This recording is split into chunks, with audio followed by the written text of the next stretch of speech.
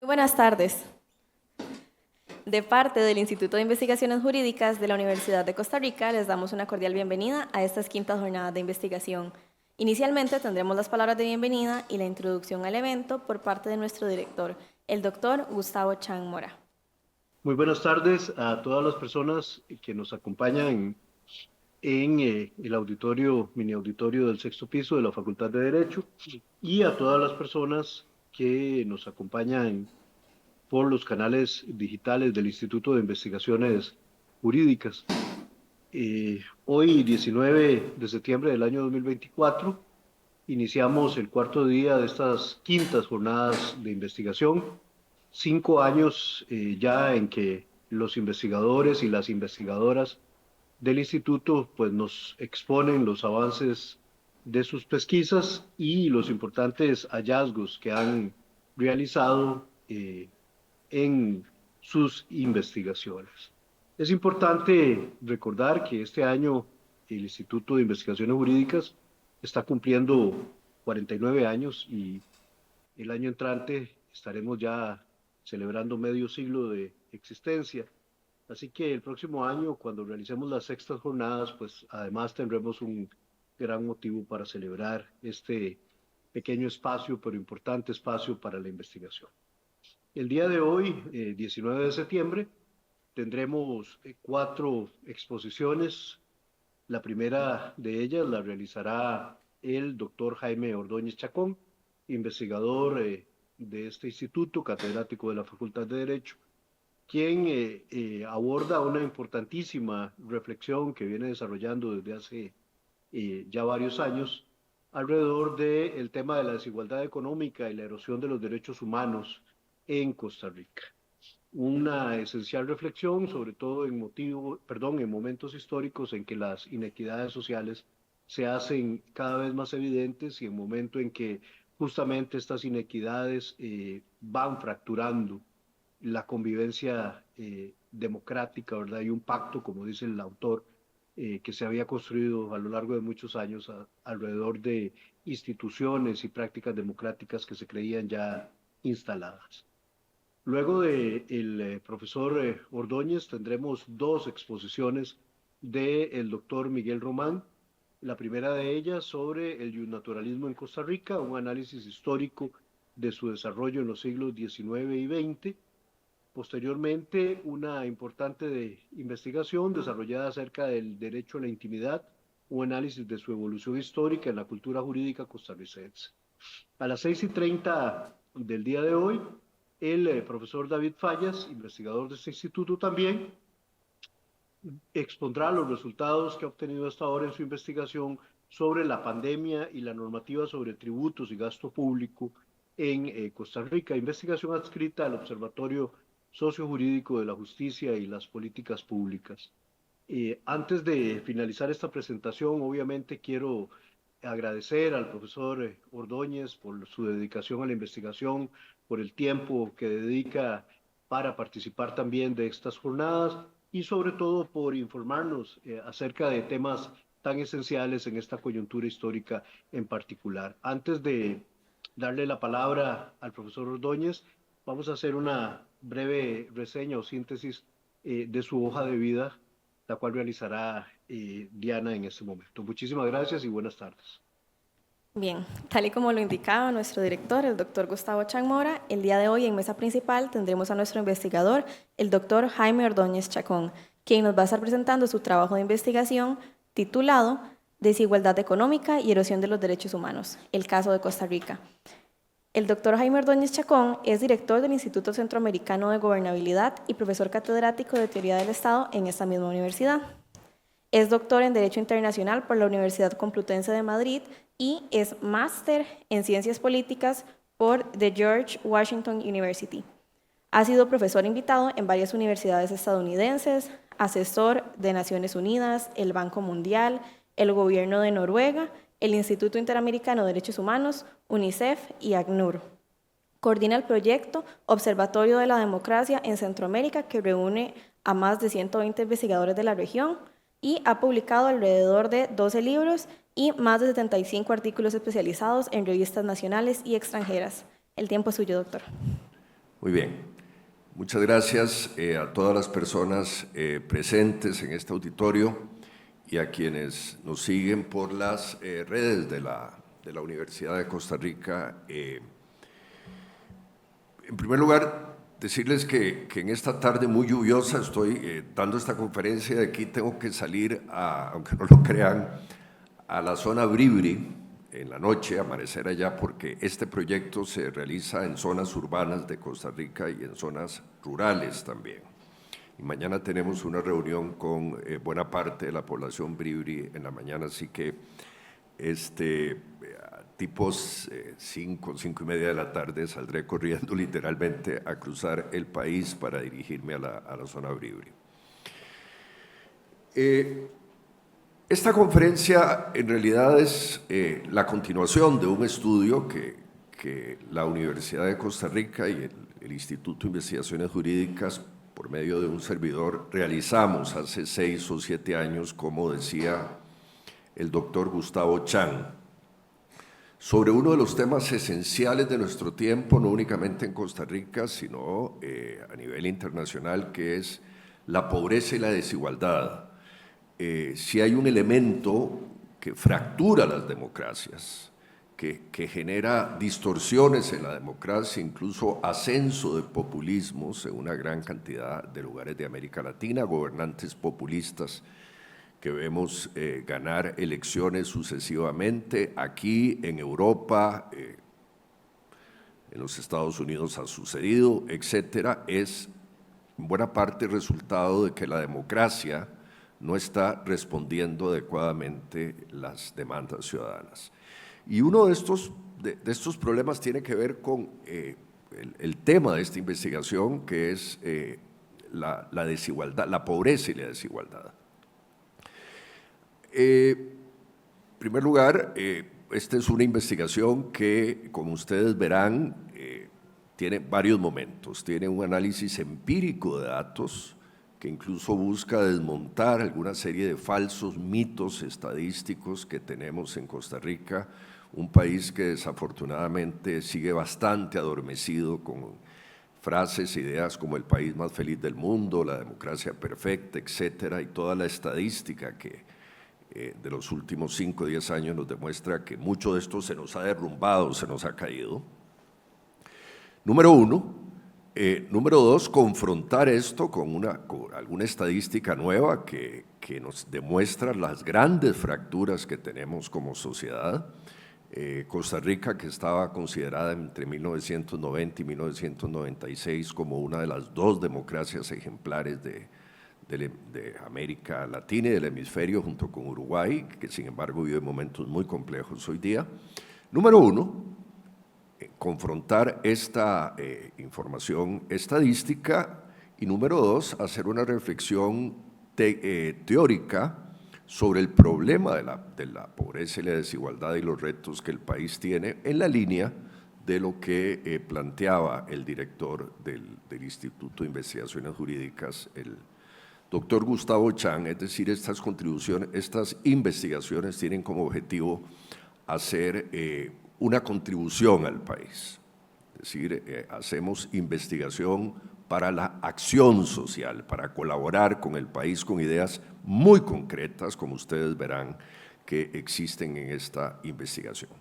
Quiero decir, arranco un poco este documento haciendo una cita que ustedes verán ahí a una frase muy famosa de Bertrand Russell, el gran filósofo y matemático inglés, que dice que toda reflexión de las ciencias sociales y toda reflexión del pensamiento humano tiene que estar basada en los hechos.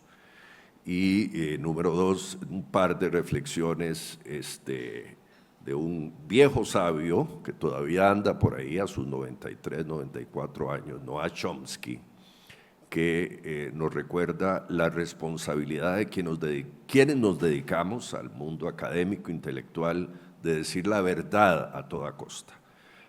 De decir la verdad a toda costa, inclusive a pesar de los ataques políticos y los ataques de grupos de interés y grupos de presión que pueda tener la universidad, la universidad y las universidades del mundo de distintos grupos de presión que temen el análisis científico, el análisis riguroso que desnuda parcelas de la realidad. Así que con el sombrero de Bertrand Russell y de Noam Chomsky me permito empezar esta charla. En primer lugar, decirles que esta investigación, que nace ya hace 4 o 5 años, tengo el honor de anunciar, y esto no lo he compartido ni con el director del instituto, ni con mis colegas, pero bueno, aprovecho para hacerlo ahora, fue distinguida como una de los primeros 4 años de la investigación, como una de las investigaciones pioneras a escala latinoamericana, reconocida por el Inter-American Dialogue, la Universidad de Columbia, el Colegio de México y la Fundación Ford de los Estados Unidos, en una publicación que se hizo en 2021-2022 y que se está distribuyendo masivamente en América Latina en el año 2023-2024 que estamos. Investigación que es validada por un consejo de expertos internacionales, dentro de los cuales están, principales académicos del hemisferio en esta materia, encabezados por gente como Lloyd Aberty de la Universidad de Oxford, y otra serie de académicos intelectuales de los Estados Unidos y Europa.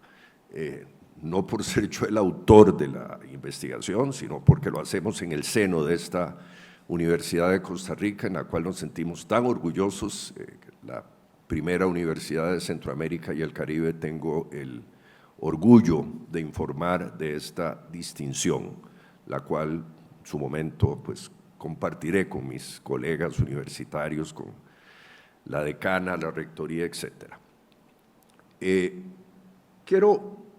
Como les dije, que voy a hablar de estadísticas, de cómo algunas personas nos dicen que el mundo anda bien, pero en el fondo no anda nada bien. En el fondo la estadística, los datos duros, como decía Bertrand Russell, dicen lo que dicen. Y la realidad es terca y es necia, como decía aquel otro filósofo y político.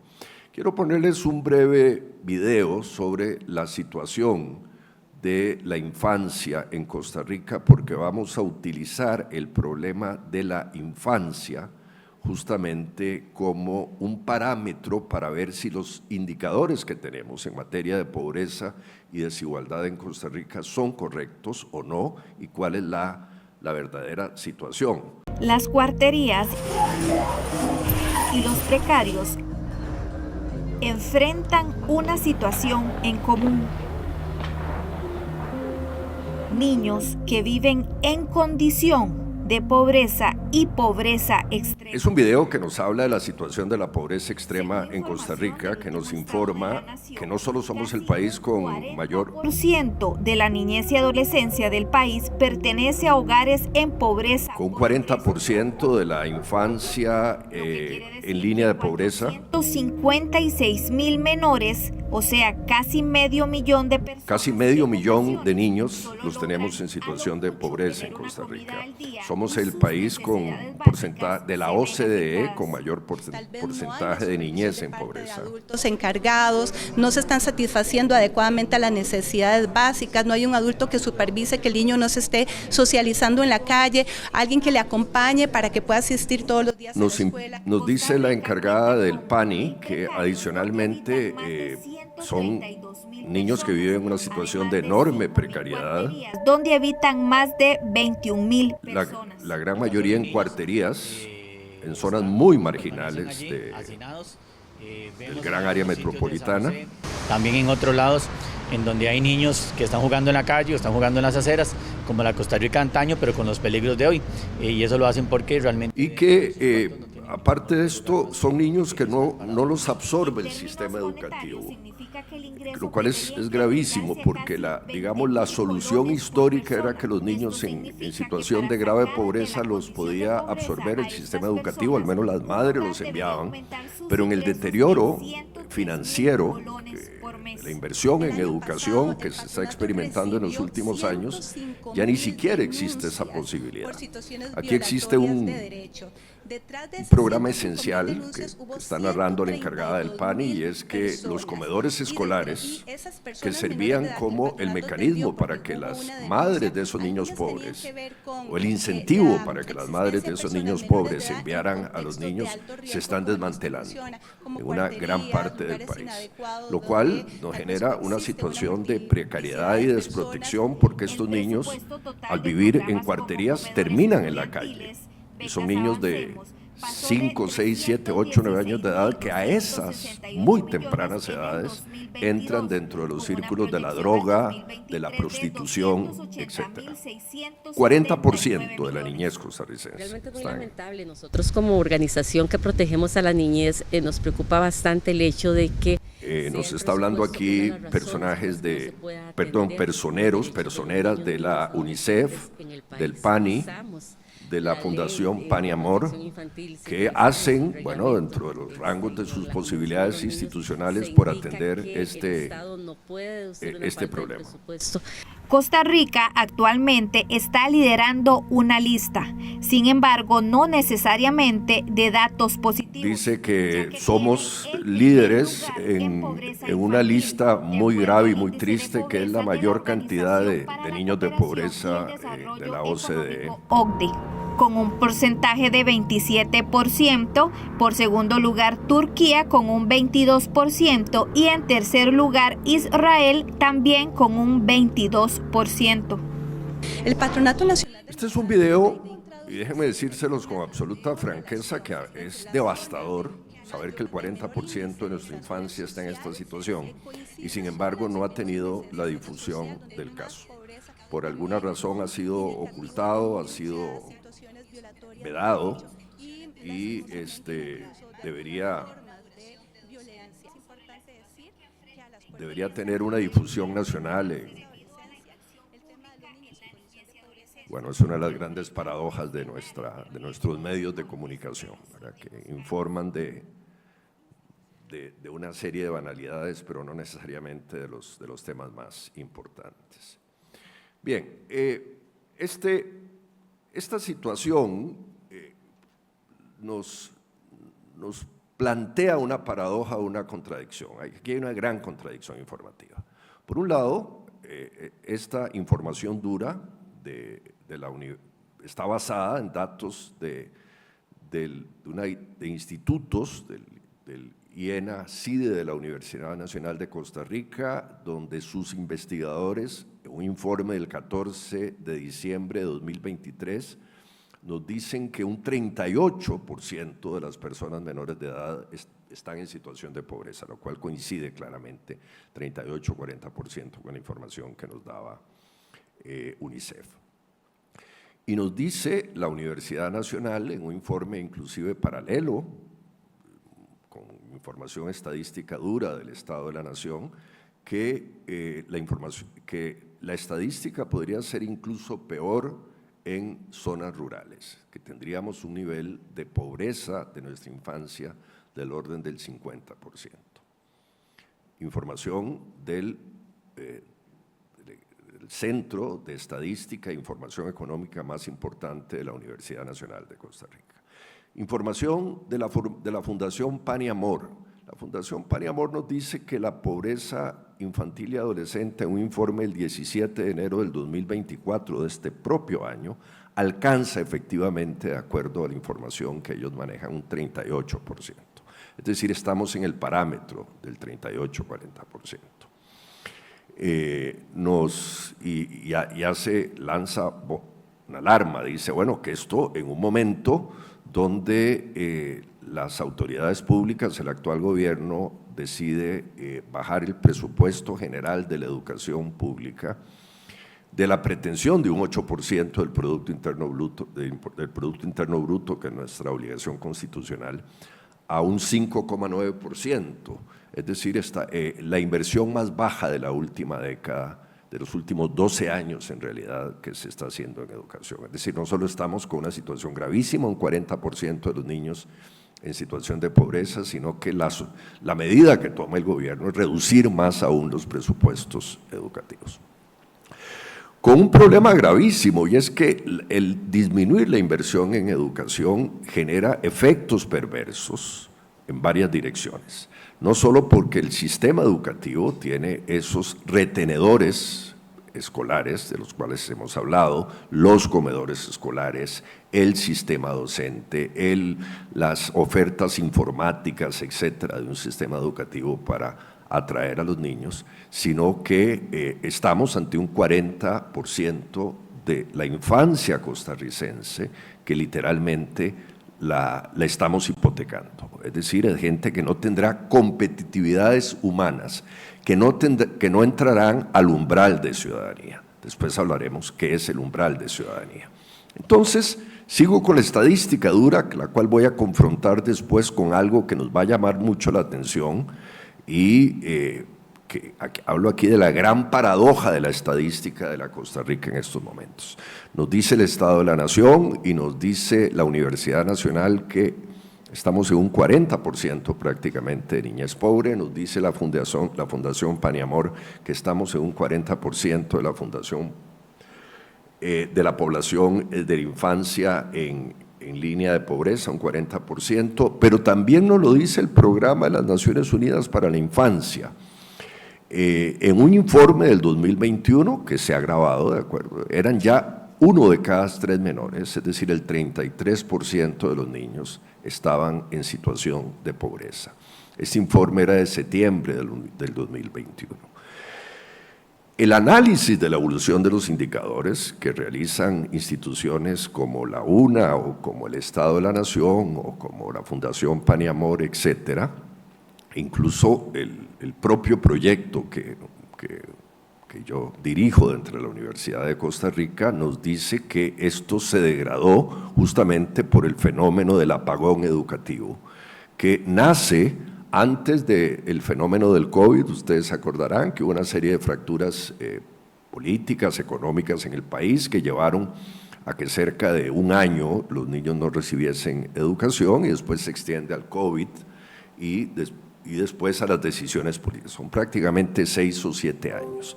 6 o 7 años en la historia de una generación de niños que viven esto entre los 5 y 12 años, y hablar de la educación primaria, es literalmente matar las posibilidades de crecimiento, no solo económico, sino de crecimiento intelectual, de crecimiento cognitivo y de inserción social de niños en una sociedad. Y esto lo estamos haciendo. Es decir, estamos ya en este momento, en el año 2024, con una generación de niños que no estudió, hipotecada, ¿verdad?, desde el punto de vista social, económico y de sus posibilidades de ascenso social o de competitividad social. Muy bien, esta es información dura que el proyecto de investigación, que por cierto le agradezco mucho aquí a las asistentes del proyecto que nos acompañan la tarde de hoy, hemos confrontado, digamos, sobre la base de algo que necesariamente vamos a tener que hacer en Costa Rica, que no lo hacíamos en los últimos lustros, en las últimas décadas, con la información primaria. La información primaria, que es la información de las fuentes económicas. ¿Y por qué vamos a tener que hacer eso? Por lo que les voy a contar ahora en cuadros posteriores. Porque existe una gran contradicción estadística entre todo lo que les he dicho, un 40% de la infancia en situación de pobreza, con lo que nos reporta el INEC, el Instituto Nacional de Estadística y Censos, para el cierre del año 2023. Una institución técnica que históricamente que pertenece al Ministerio de Planificación, al Mideplan, es decir, está en alguna medida en la sombrilla del Poder Ejecutivo, ¿verdad?, que históricamente en Costa Rica tuvo durante muchos lustros o décadas mucho prestigio y rigurosidad académica por ser una entidad independiente, pero el INEC nos reporta otro mundo, asombrosamente otro mundo. Nos dice el INEC que para 2023 Costa Rica reporta una disminución de la pobreza en los hogares del país. Dice que la pobreza extrema disminuye y que registra en estos momentos un porcentaje del 20,1%. 20,1%. Inclusive que después de la situación post-COVID y después de que una enorme cantidad de indicadores nos demuestran un deterioro del país en el sentido de inserción de trabajo, de desempleo creciente, de subempleo creciente, etcétera, lo cual nos parecería indicar de que hay menor capacidad económica de las familias de donde provienen esos niños. Sin embargo, nos dice el INEC que la pobreza es únicamente del 20,1% y que y que Costa Rica experimentó una gran mejora en relación a los años, a los 2, 3, 4 años anteriores. Esta información a cualquier investigador independiente le generaría mucha sorpresa, es decir, porque si tenemos información dura que nos dice que hay un 40% de niñez en pobreza, ese 40% de los niños pobres vienen de familias pobres, de escenarios familiares pobres donde bien las familias monoparentales lideradas por una madre, que por cierto son cerca del 40-45% en Costa Rica, o las familias no necesariamente monoparentales, biparentales, pero en estados de pobreza, también deberían experimentar para ser congruentes con la estadística una situación de pobreza.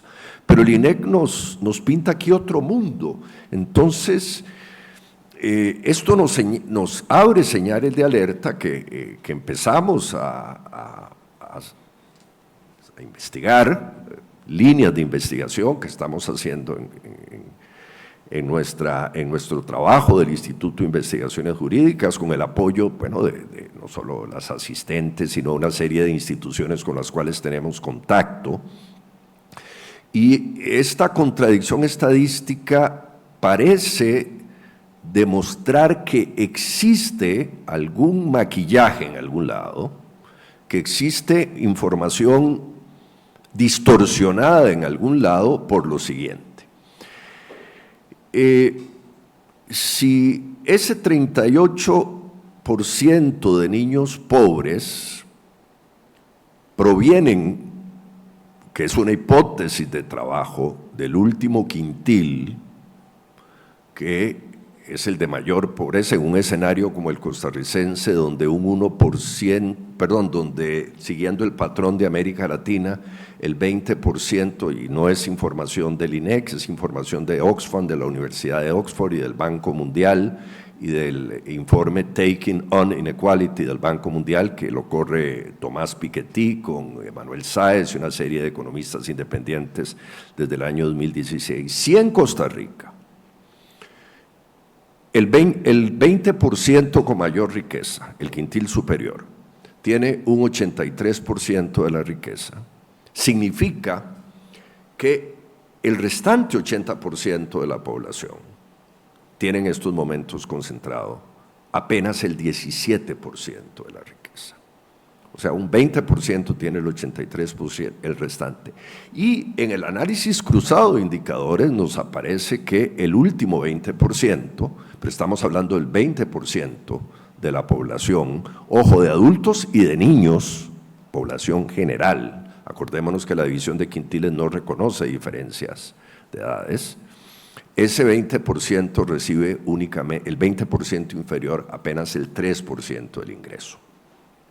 Lo cual, inclusive en esa hipótesis, en la hipótesis de que esos niños provengan del último quintil, que podría ser una hipótesis benigna, la información estadística nos demuestra que no es cierto, que vienen del cuarto y quinto quintil, es decir, que hay una desintegración de la clase media, que siempre ha estado acomodada en el segundo, tercer y cuarto quintil, de acuerdo a los parámetros de distribución de la riqueza del informe Gini, que la gente que se dedica a estudiar esta materia segmenta la sociedad para efectos de analizar la distribución de la riqueza.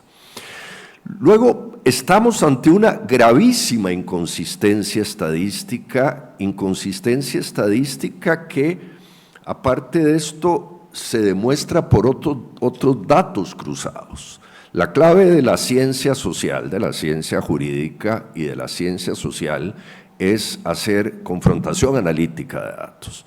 Y veamos qué nos dicen los otros datos, que serían los datos significativos que nos interesa buscar acá para determinar quién tiene la razón, si el Estado de la Nación, si la Universidad Nacional, si UNICEF, si la Fundación Pan y Amor o el informe de una institución gubernamental como el INEC. ¿A dónde está la contradicción? ¿Quién está diciendo la verdad?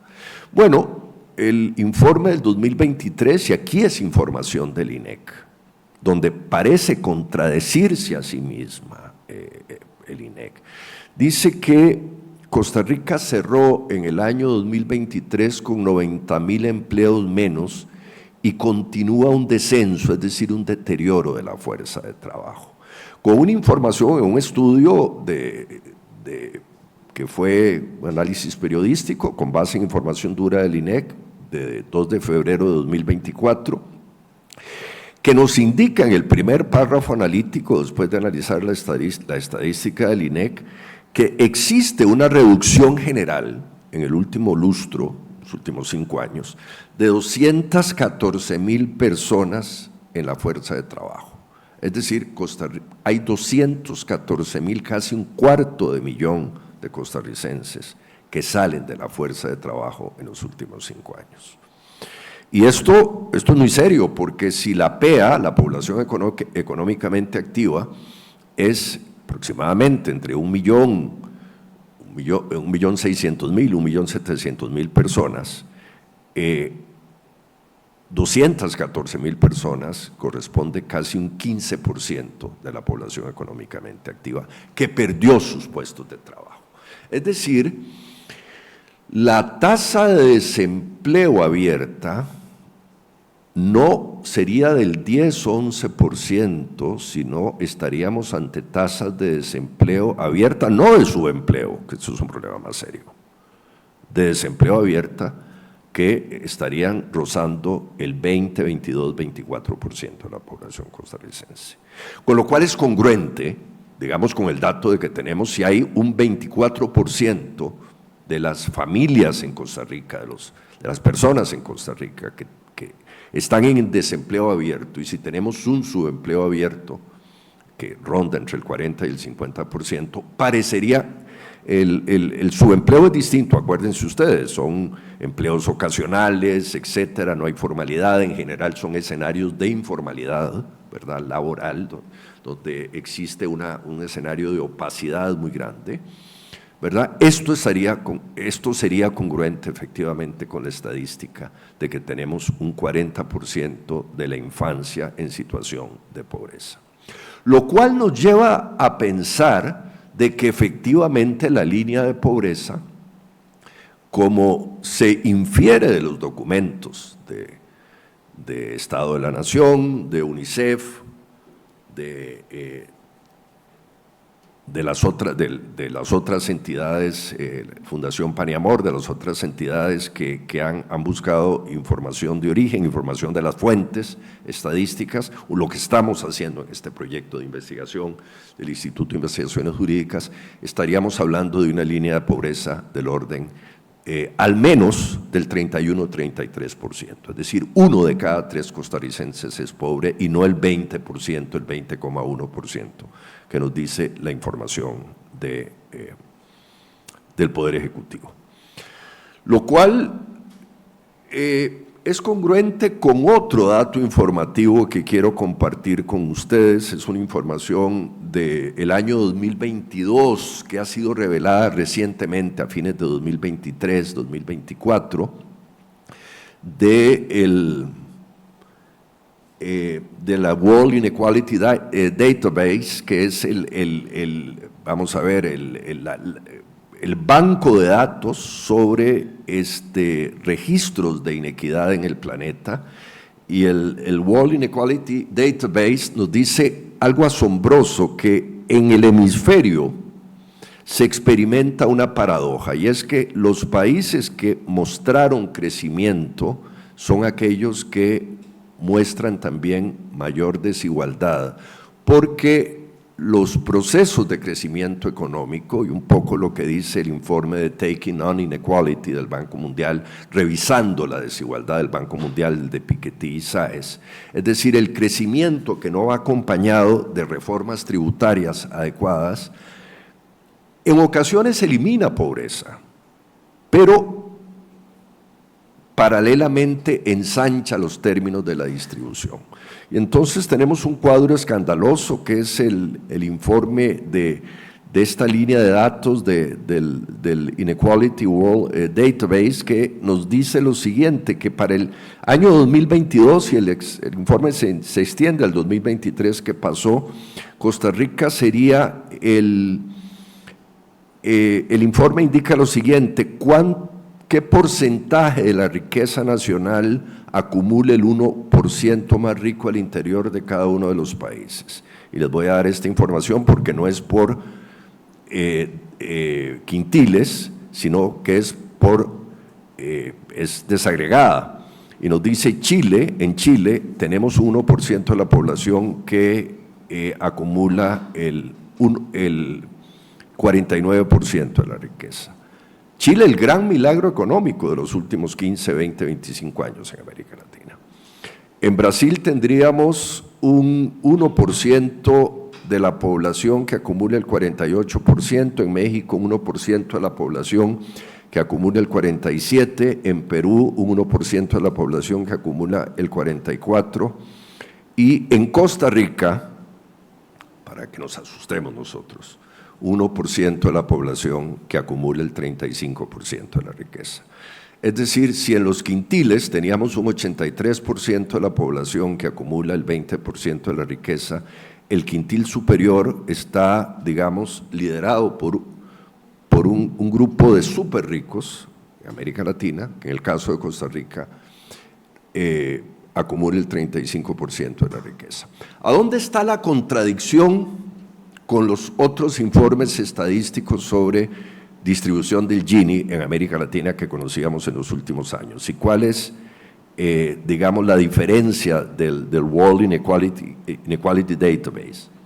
Es esta, que el quintil superior, digamos, se hace una simulación para introducir las distorsiones y las opacidades que existen en la determinación de la renta en el quintil superior, que es generalmente el quintil que tiene acceso a formas de evasión y elusión fiscal. Mecanismos de elusión y evasión fiscal que no tienen acceso a los otros quintiles, las clases medias y menos las clases bajas. Entonces, son distintos mecanismos.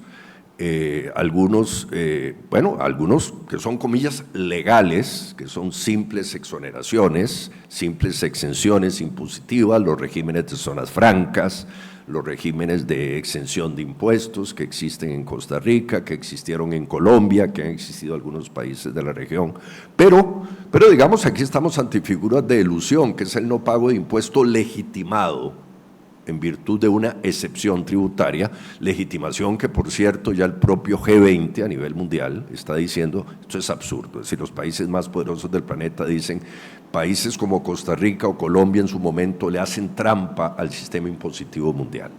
Y por eso se está proponiendo por el propio G20 la renta corporativa mundial del 15%, lo cual obligaría a todos esos sectores exentos o exonerados no a pagar el 25, 30 o 35% de los ingresos como todos los ciudadanos lo hacemos, incluso un servidor, el que está dando esta charla, que yo pago el 30, 35% de todos mis ingresos como cualquier ciudadano costarricense, sino apenas el 15%, pero no pagar cero, apenas el 15%.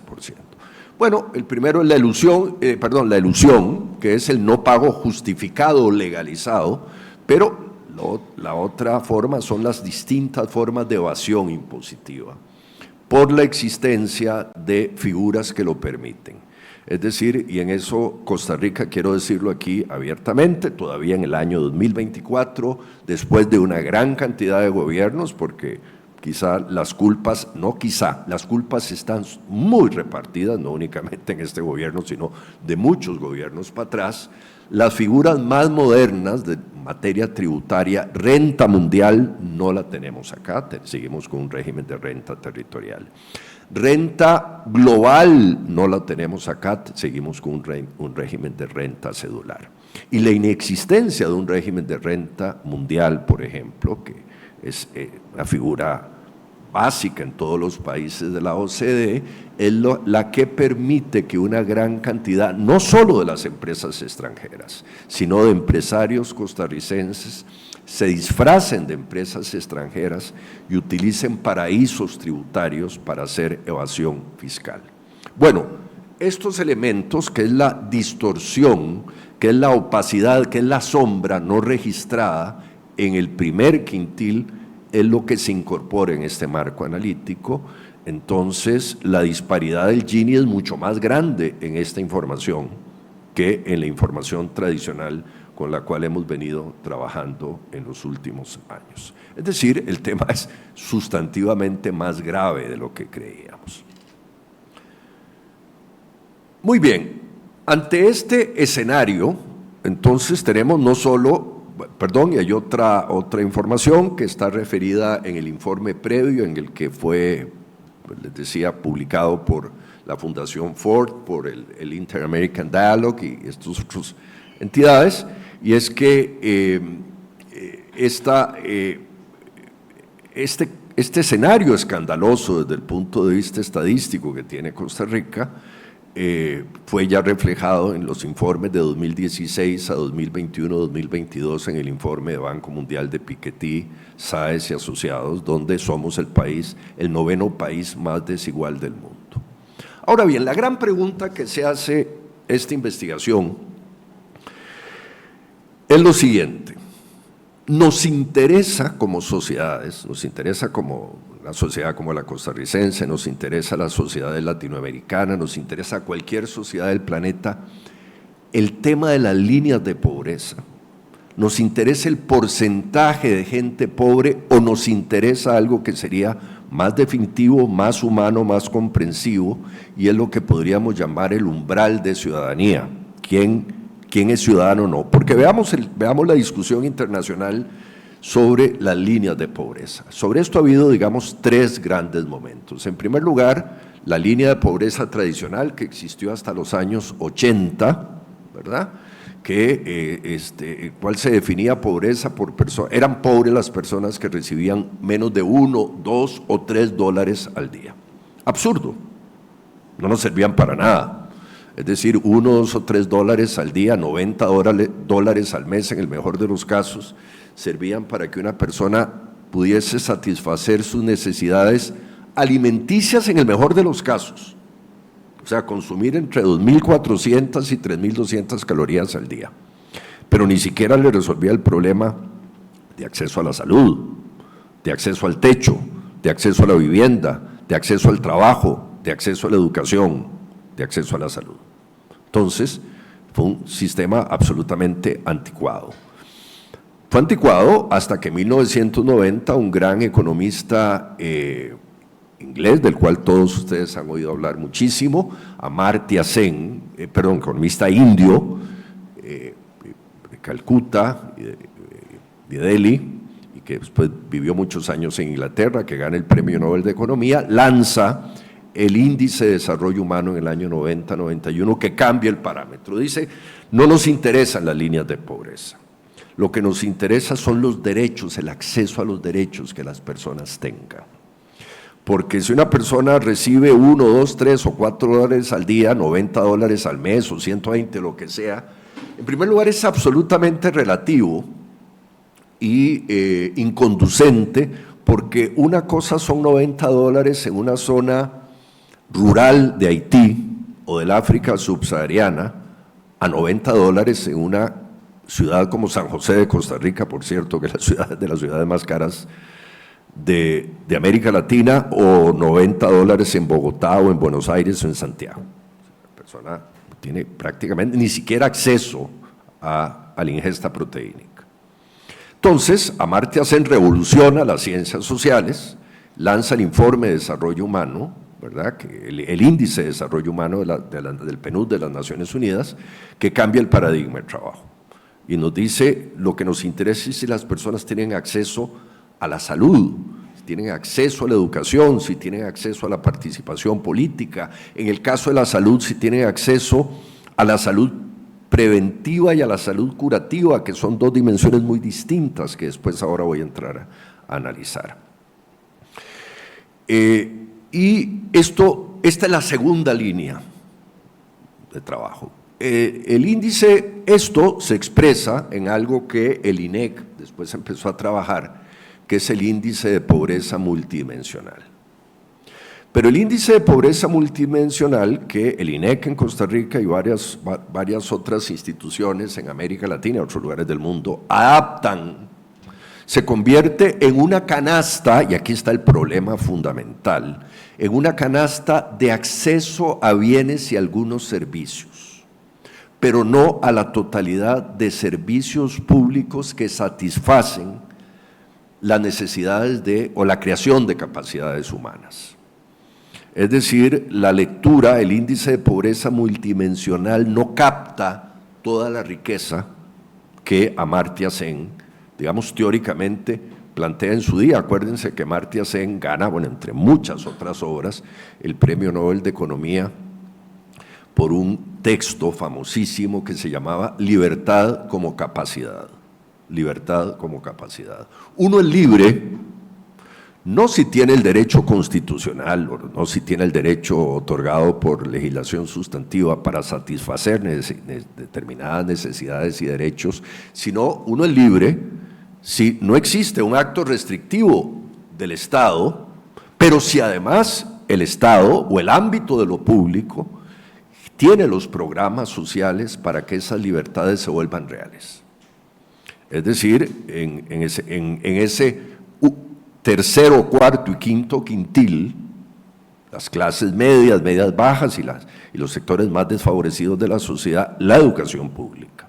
Y sin educación pública, entonces no existe el derecho a la educación.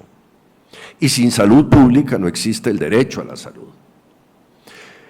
Y aquí el tema se vuelve más complejo porque, por ejemplo, déjenme referir que todo esto está ahora en esta otra información que les voy a referir, que son dos textos que hicimos un grupo de investigadores a partir del trabajo de Amartya Sen, ahora se los voy a referir. Esto genera problemas no solo teóricos, sino prácticos adicionales.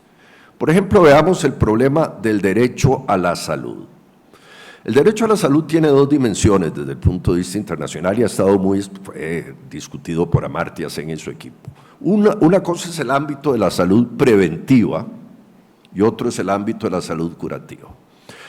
Los expertos en salud pública que colaboran con Amartya Sen en su día nos demostraron en su oportunidad en el año 90, 91, 92 que $1 invertido en salud preventiva ahorraba al menos $10 en salud curativa, como estándar internacional. Bueno, esto se tiene que expresar en política pública, se tiene que expresar en presupuestos específicos en materia de las entidades de la institucionalidad de la salud preventiva. En el caso de Costa Rica, ustedes saben, los CEBAIS, ¿verdad?, que son fundamentalmente las estructuras de salud preventiva que, por cierto, es una vieja idea que viene de los años 50 del famoso doctor Ortiz Gayer, que es el que la echa adelante, en San Ramón, por cierto. En San Ramón, por cierto. Pero la salud curativa, es decir, y en esta perspectiva, cuando la salud curativa es el testimonio de un fracaso de la sociedad, cuando una persona entra a la institución hospitalaria a curarse de algo significa de que buena parte del sistema preventivo, que no solo tiene que ver con la salud curativa, tiene que ver con la nutrición, tiene que ver con una serie de elementos medioambientales, tiene que ver con el tratamiento de las aguas en una sociedad, etcétera. Como yo le decía a mis estudiantes el otro día, que en el MIT, ¿se acuerdan los que están aquí presentes? Se hizo un estudio para determinar cuál había sido el descubrimiento, el aporte desde el punto de vista civilizatorio más importante de la humanidad en los últimos siglos, y se llega a la conclusión que no fue la imprenta de Gutenberg, que fue el alcantarillado público, el manejo de las aguas sucias y la provisión también del agua limpia. Eso cambia las sociedades. Si las sociedades en el planeta que no tenían alcantarillado público y tratamiento de las aguas, tenían enfermedades que podían mermar, asolar con el 30-40% de la población. Estos elementos tienen que ser considerados para cuando uno habla, ¿de qué hablamos cuando hablamos de salud pública? Y la distinción entre salud preventiva y salud curativa. Igual en el sistema educativo. Sistema educativo, que por cierto, dicho sea de paso, tiene dos variantes. El sistema educativo tenemos, y sobre todo porque voy a cerrar esta charla. Doña Katia, usted que es la que nos manda aquí, tengo todavía 10, 15 minutos, ¿verdad? Tengo tiempo, muy amable. Muchas gracias. Voy a hablar de cómo se construye esto en la práctica, el umbral de ciudadanía, y cuál es el reto que tenemos todavía en Costa Rica y en América Latina. Voy a hablar, por ejemplo, y ahora vamos a especificarlo, cuáles los problemas inherentes al derecho a la educación. La educación tiene dos facetas, congruentes con la tesis de Amartya Sen. Por un lado, la libertad de educación, que es la libertad de cátedra, que no existe una autoridad política y nadie en la sociedad que prohíba que se puedan enseñar cosas y contenidos. Que no seamos una sociedad dictatorial donde se impida leer, donde se censuren determinados libros, contenidos, etc. Buena parte de América Latina y buena parte del planeta tuvo y ha tenido y tiene censura en materia de comunicación. Bueno, eso viola la libertad educativa. Ese es el perfil, digamos, del derecho civil, de los derechos civiles, del ámbito de la libertad del proceso educativo. Pero hay otro ámbito que tiene que ver con la prestación de la política pública. Usted podrá tener libertad educativa, que cualquier persona tenga acceso, pero si tiene un 40% de los niños en situación de pobreza, y si tiene un índice de escolaridad real, les voy a dar el dato del índice de escolaridad real de América Latina y de Costa Rica. El índice de escolaridad real es de cada niño que ingresamos en escuela primaria, cuántos niños estamos graduando en colegio secundario, cuántos estamos bachillerando. Estamos bachillerando apenas la mitad de los niños. O sea, el 50% de nuestros adolescentes se nos están quedando en el camino. Promedio latinoamericano es ese, por cierto, estamos exactamente en el promedio latinoamericano. Y entonces ahí empezamos a entender algunas cosas, empezamos a entender cómo los círculos de pobreza, de violencia, de droga, ¿verdad? Los círculos del narcotráfico fácilmente absorben a esos niños y adolescentes. Y el ejemplo es lo que tenemos en la calle en Costa Rica hoy día, pero el indicador duro está acá. Muy bien, el derecho a la educación tiene dos momentos. Tiene el tema de la libertad educativa, pero tiene la libertad como capacidad, como decía Amartya Sen. Y es cuánto presupuesto usted, cuántos fondos públicos, ¿verdad?, usted invierte en ese segundo, tercero, cuarto y quinto quintil, suponiendo que el primer quintil en principio resuelve su situación. Porque aparte, América Latina se nos está volviendo en un continente de clústeres o de burbujas cerradas, donde el primer quintil tiene sus instituciones educativas, colegios de $1,500, y una vez que se gradúan de secundaria, salen directo a universidades del exterior. Y son como guetos. América Latina, Costa Rica incluida, se nos está convirtiendo en un país de guetos. El gueto del primer quintil, sus propios clubes privados, sus propios colegios privados y eluden ahora, digamos, la educación pública, la educación terciaria universitaria, si no salen al exterior. El segundo y el tercer quintil y el cuarto también tienen sus propios guetos y el último quintil, el más pobre, también tiene sus propios guetos, que son los guetos de la pobreza, los guetos de la pobreza. Los guetos de las barriadas más pobres, donde incluso a veces la policía no llega. Yo le contaba a mis estudiantes el otro día que en los trabajos que hemos hecho en América, que me toca hacer, que seguimos haciendo en América Latina, en alguna ocasión visité un favelado. Un favelado es un gran tugurio, una gran villa miseria en San Paulo, en el Brasil, de 5 millones de personas. Del tamaño, o sea, una población similar a la de toda Costa Rica. Y ese favelado era un gueto en sí mismo, digamos, no podíamos entrar ninguno de los investigadores que íbamos con Naciones Unidas y el Instituto Interamericano de Derechos Humanos, no podíamos entrar con la policía de San Paulo, porque no nos dejaba los jefes del favelado, solo podíamos entrar con la Cruz Roja Internacional, con la Cruz Vermella, solo de esa manera aceptado. Ese es otro gueto. Bueno, una sociedad de guetos de riqueza, de guetos de pobreza, etcétera, viola el principio de civilidad, que supone una horizontalidad donde todas las personas se encuentran. Las universidades públicas en América Latina, esta Universidad de Costa Rica, históricamente ha sido eso, ha sido el centro en el que confluyeron históricamente, y confluyen todavía creo que en buena medida, los hijos de las familias de los distintos segmentos, de los distintos quintiles, y aquí se crea democracia, porque el muchacho adolescente que viene de un colegio privado de $1,500 al mes, se encuentra en las aulas, en los pasillos y se hace amigo del muchacho que viene de una escuela rural o de un colegio rural. Y así se crea civilidad y se crea democracia. Eso se nos está rompiendo en América Latina. Muy bien, entonces con esto lo que quiero decir es que si nos falló históricamente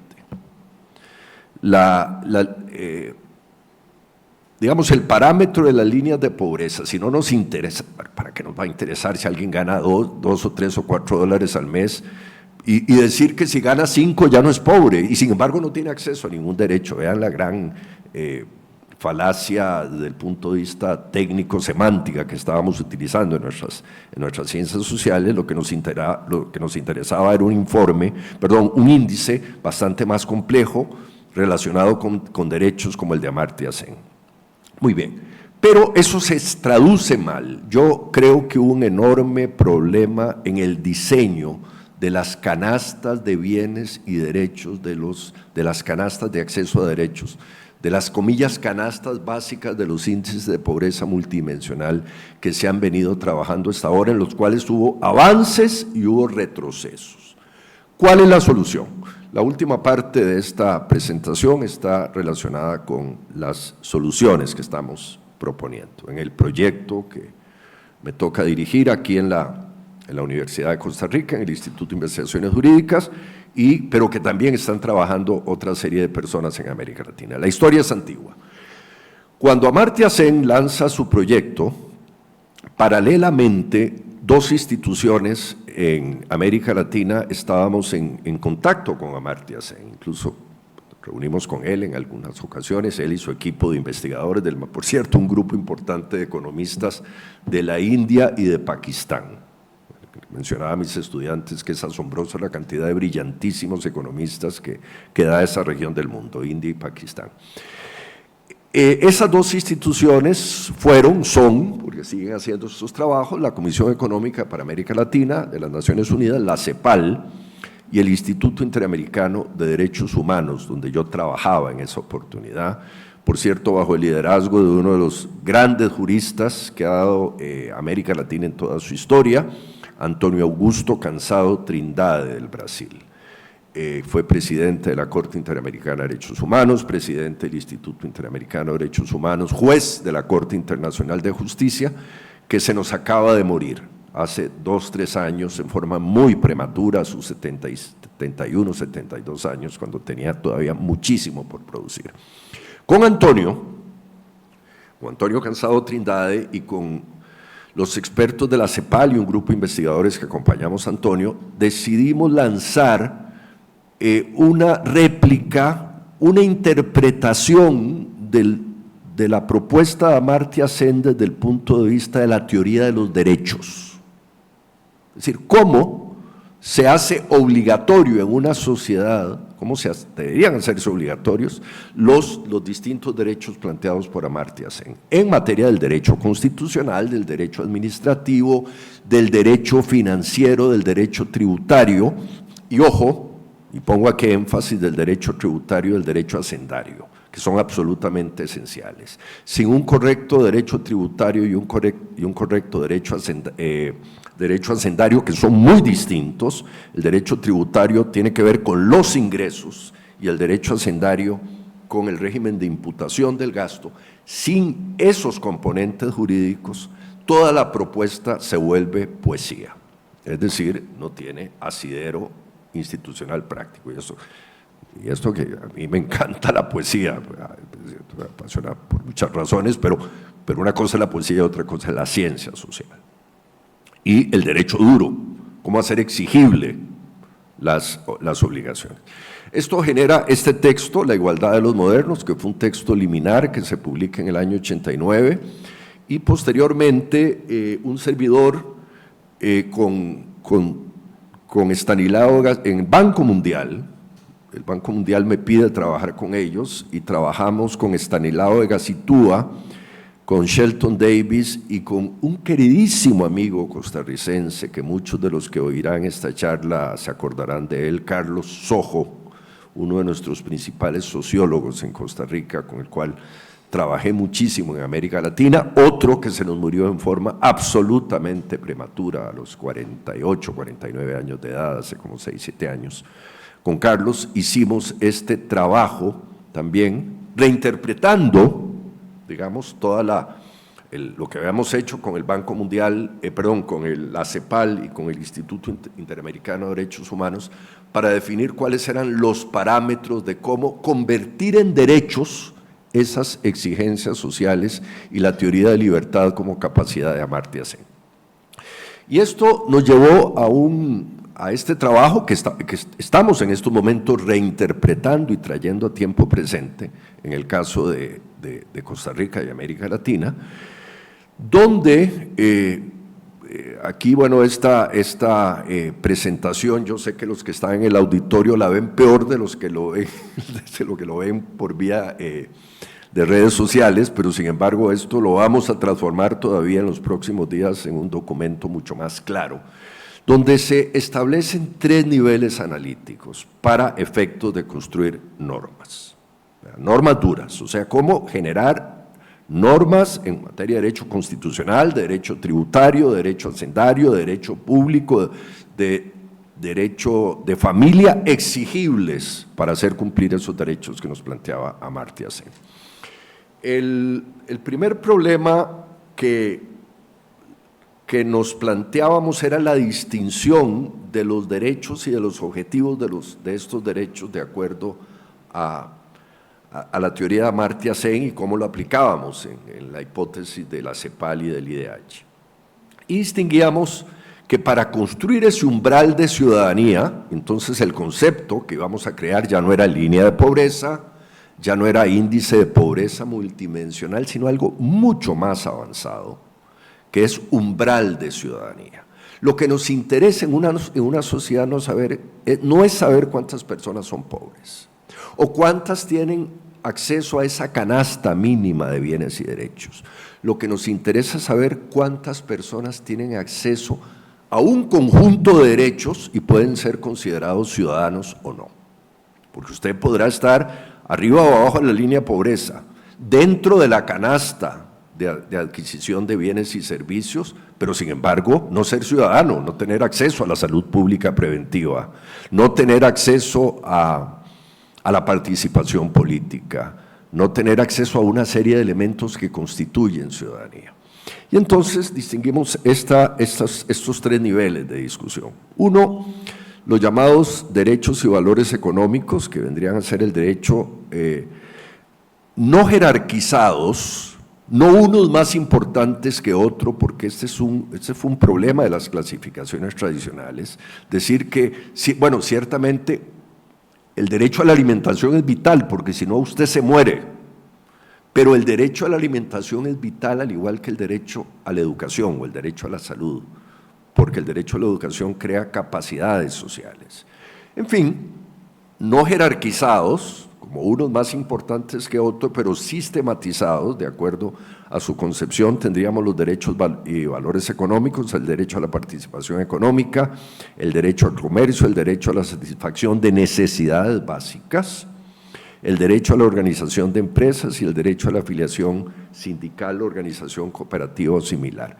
Los derechos o valores sociales, los llamados derechos económicos, sociales y culturales en la teoría general de los derechos humanos, el derecho a la educación, el derecho a la salud, el derecho a la vivienda, el derecho a la alimentación, el derecho al trabajo. Y una tercera línea que, discúlpenme, por alguna razón se me encendió aquí una tercera línea que es los derechos, valores y valores culturales, que vienen a ser aquellos derechos que permiten identidad cultural. Es decir, lo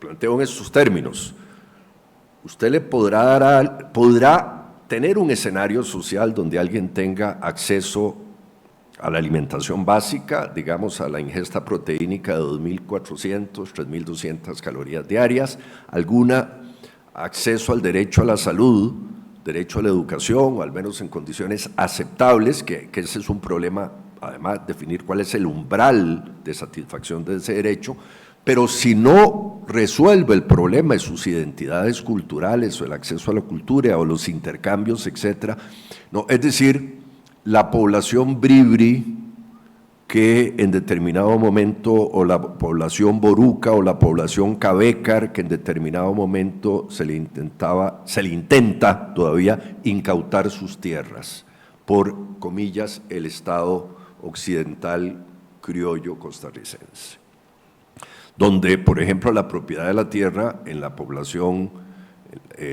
bribri, en la población cabécar o la población boruca tiene parámetros distintos. La propiedad privada, tal y como la conocemos, no existe, es distinta. El reconocimiento a la lengua. Costa Rica no es el caso más grave en esta materia, por cierto, tenemos una población en estos momentos censada de 12.000 compatriotas bribris, ¿verdad? Pero el mundo aymara, el mundo quechua es mucho más grande. Me quedan, me imagino, 5 minutos, ¿verdad? Ya me están aquí los organizadores indicando que ya vamos a cerrar. Muy bien, esta construcción está basada en esto. Esto nos da lugar en 5 minutos voy cerrando, a la creación de un indicador interesantísimo que es muy sólido, muy robusto para construir normas a partir de allí, que es los indicadores sintéticos de consumos esenciales y los indicadores de creación de capacidades y participación. Los de consumos esenciales, que vienen a ser una satisfacción de las necesidades mínimas biológicas, vendrían a ser alimentación, vivienda, salud, seguridad social, entendida como amenazas contra la vida, que es, digamos, inversión, ojo, asistencialista en algunos casos, pero que en otros casos puede estar basada no en una transferencia directa de recursos, sino en inversión universal también, ¿verdad? Y por otro lado, la típica inversión de carácter universal, que es la creación de capacidades y participación. El ingreso mínimo, educación, trabajo estable, acceso a la información y a la participación política o inversión potenciadora. Y esto nos da lugar al último modelo analítico que estamos trabajando. La idea es trabajar todo esto en normas, ¿verdad? En normas, que es la determinación de los umbrales. La determinación de los umbrales. Y tal vez termino la charla en estos 3-4 minutos finales con este gravísimo problema que tenemos de cómo definir derechos en esta materia. Por ejemplo, si yo, y lo voy a decir en palabras que todo el mundo va a entender, incluso los que no son abogados que estén oyendo esta charla. Vamos a ver, si alguien limita un derecho civil o político a otra persona, es muy fácil determinar la violación. Derecho a la vida, una persona va y mata a la otra. Hay un hecho concreto, fáctico, elimina la vida de la persona. El derecho el derecho a la expresión, a la libertad de expresión. O sea, yo me paro con un megáfono frente a esta universidad a expresar cosas y de repente llega una autoridad y me detiene, está violando mi libertad de expresión. O el derecho a la gremialización, yo decido con todos ustedes hacer un gremio, ¿verdad? Y de repente me lo impiden, me lo prohíben. Estamos ante hechos concretos. Pero ¿cómo hacemos cuando se trata de derechos económicos y sociales que define el umbral de la violación? Veamos el caso del derecho a la educación. Derecho a la educación, tenemos un indicador duro, que es el 8% del Producto Interno Bruto que establece nuestra Constitución política, que es obligatorio, a pesar de lo que dice el ministro de Hacienda. Obligatorio. ¿Por qué? Bueno, porque en un momento hay un pacto social a nivel más alto, a nivel constituyente, ¿verdad? Porque es constituyente derivado, la norma que crea eso, que define esto. Pero ¿cómo sabemos cuál es el umbral, cuánto es lo mínimo de educación que necesita un costarricense para ser competitivo desde el punto de vista humano, para tener acceso al trabajo, etcétera? Por ejemplo, si alguien me pregunta cuánto es la educación mínima que necesita probablemente alguien que vive en un villorio del África subsahariana o en una zona rural de Haití, quizá el bachillerato le baste. Pero ciertamente en la San José de Costa Rica de hoy día, o en el Bogotá de hoy día, o en el Ciudad de México de hoy día, etcétera, no basta.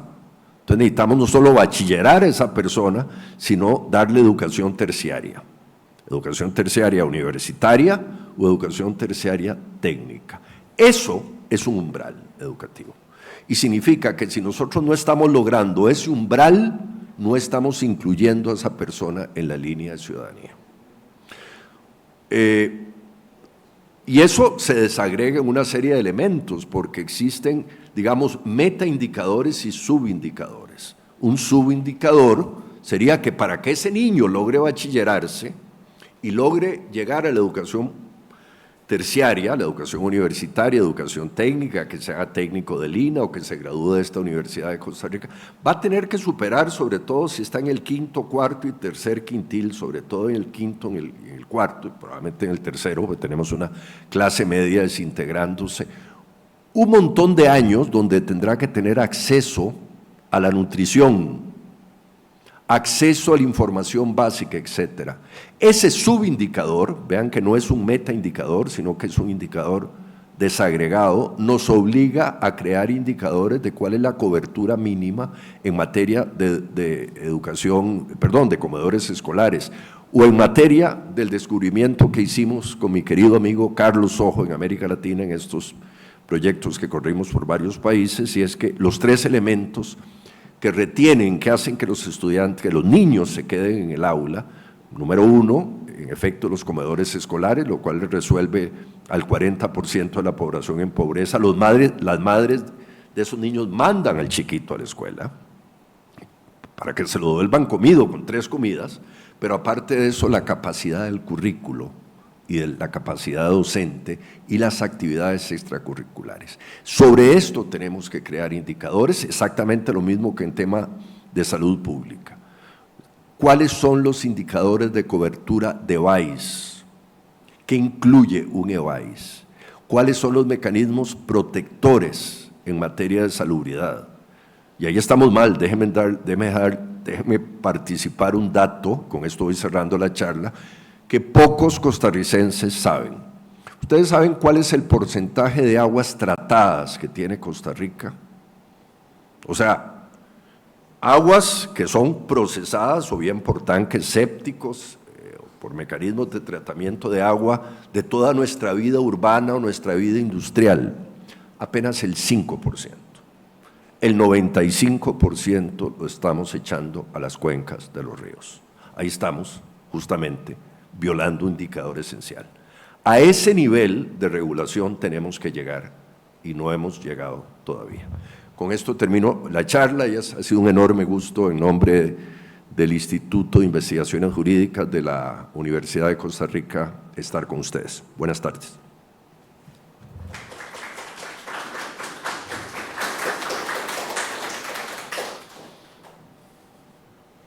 Muchísimas gracias al doctor Jaime Ordóñez por compartir con nosotros sus conocimientos. Ahora abriremos la sección de preguntas, entonces si alguien gusta realizar alguna pregunta pueden levantar la mano y les haremos llegar el micrófono.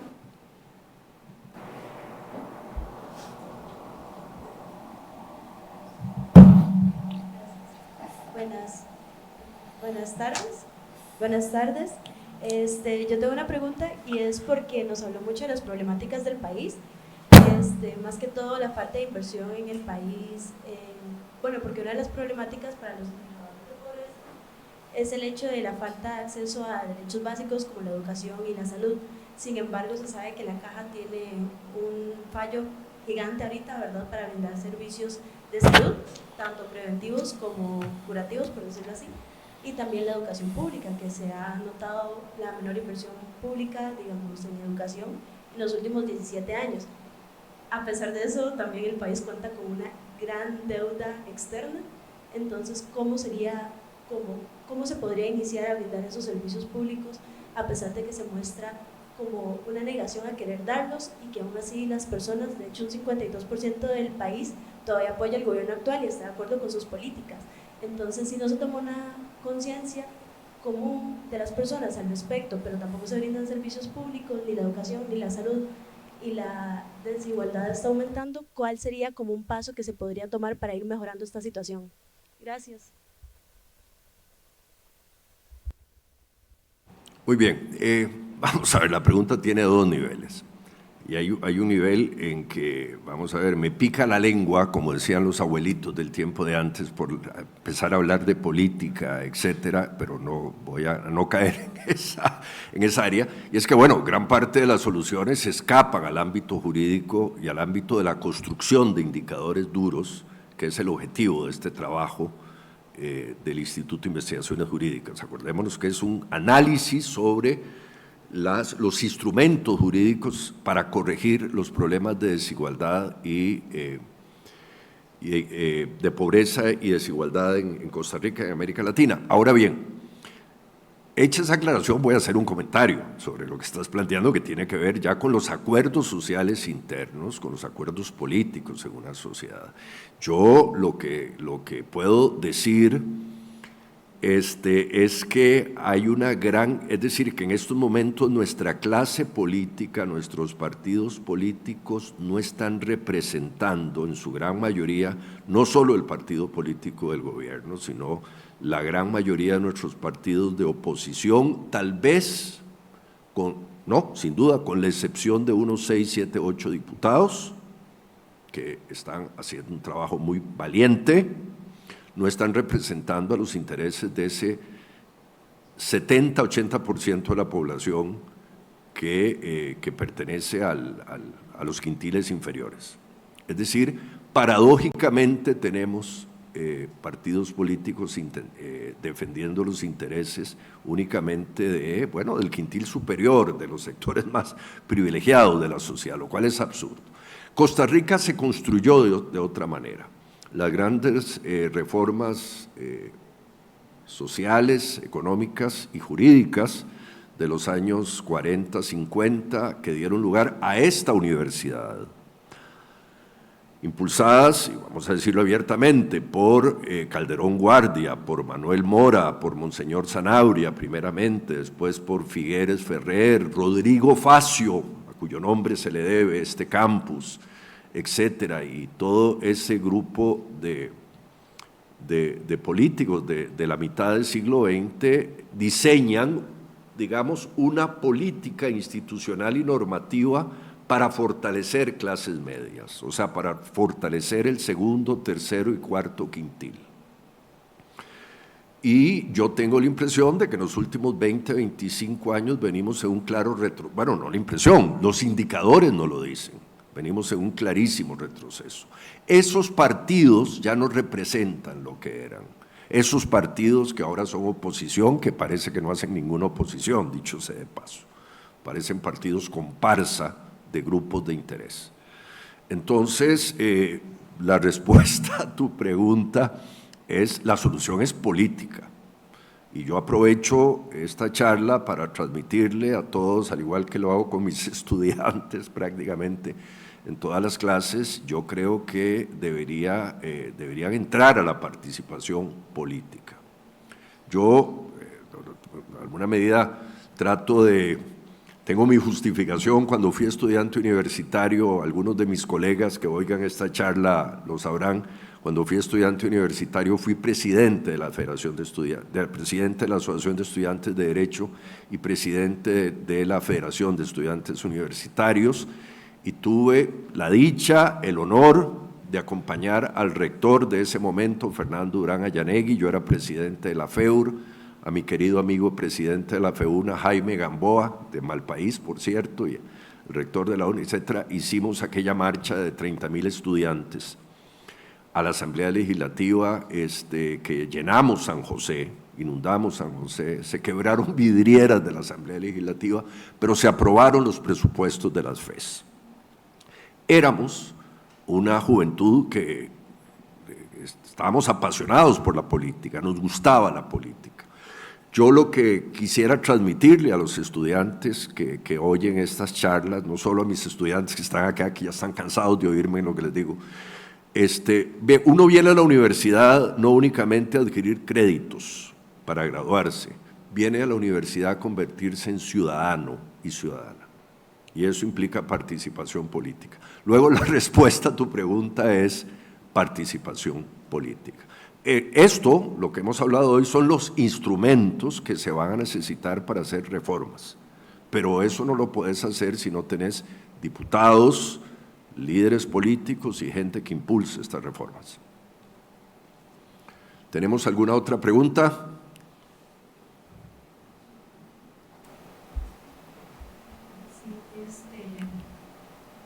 Buenas tardes, mucho gusto. Un gusto. Mi nombre es Miriam.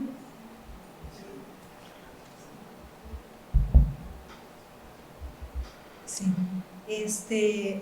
Hace poco estaba leyendo una revista jurídica, eran como, no sé, unas 50 páginas, pero solo me interesó como 6 páginas al final. Y era la universidad que estaba hablando sobre el tratado, pero lo importante es que al final decía que los profesores no deben enseñar solamente para que los estudiantes sean trabajadores, sean empleados. Esa era la línea que me llamó así la atención. Entonces pregunto yo acá, ¿cuántos estudiantes quieren ser empleados o cuántos estudiantes quieren ser trabajadores, tener su propia empresa? Que levanten la mano, ¿cuántos quieren ser empleados? ¿Cuántos quieren ser trabajadores? Sí, creo que hace falta como más que los profesores, tal vez la forma de enseñar, que no sea como un monólogo que el profesor llega y da la clase y todo el mundo está callado, sino como involucrar más, como invertir la clase, una clase invertida, que le enseñen a los jóvenes porque usted dice participación política, pero si somos una sociedad tan tímida, a veces nos da miedo hablar, entonces, o sea, ¿qué participación política va a tener una sociedad así? Si nos da miedo también a veces defender nuestros propios derechos aquí dentro de la universidad. Entonces son preguntas que me hago yo, que seríamos como delegarle a los políticos, pero ¿a cuáles políticos? Nuestro futuro. ¿Por qué no también desarrollarnos nosotros como seres individuales y poder salir adelante nosotros, y no con un estado tan paternalista que es que nos dé todo? Entonces, son como preguntas que me hago, y que creo que aquí dentro de la universidad sí debería de haber una mayor formación, como lo que usted ahora está haciendo, con este tipo de conferencias, pero eso no se ve en las aulas. Lo que se ve es como no sé, como un silencio, y el profesor llega a las clases, tiene prisa por terminar el programa y no se ve como futuro. Mire, no puedo estar más de acuerdo con usted, pero es un poco lo que usted plantea es exactamente el problema que planteaba la señorita en la pregunta previa, es decir,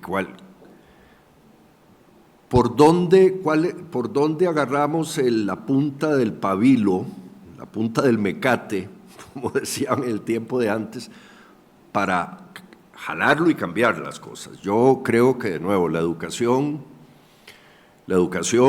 tiene dos objetivos. Uno,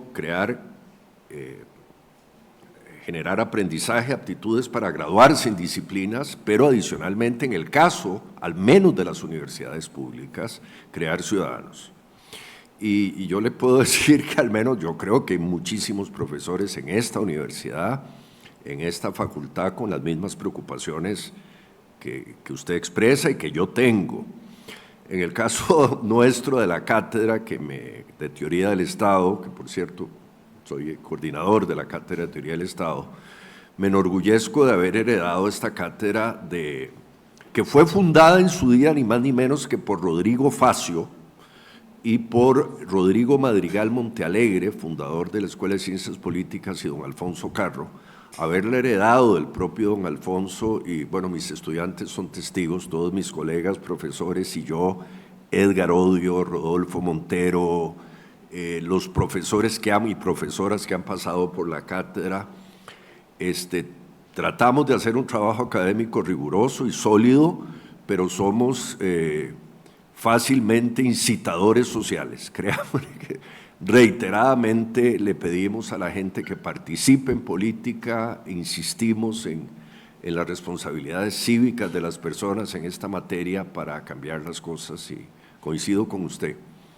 Necesitamos más ciudadanos críticos en esta Costa Rica y en la Costa Rica que viene, y me alegra mucho que hay aquí algunos estudiantes míos pues en esto, porque estamos en este trabajo, estamos de acuerdo. Creo que terminamos ya, ¿verdad? Bueno, para mí ha sido un enorme gusto estar con ustedes y cerramos, ¿verdad?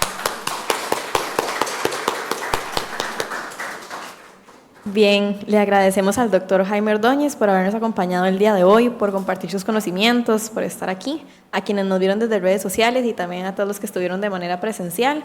Ahora tendremos un breve receso y continuaremos con la exposición del doctor Miguel Román, quien nos va a estar presentando su trabajo titulado El naturalismo en Costa Rica, un análisis histórico de su desarrollo en los siglos XIX y XX. Que tengan buena tarde.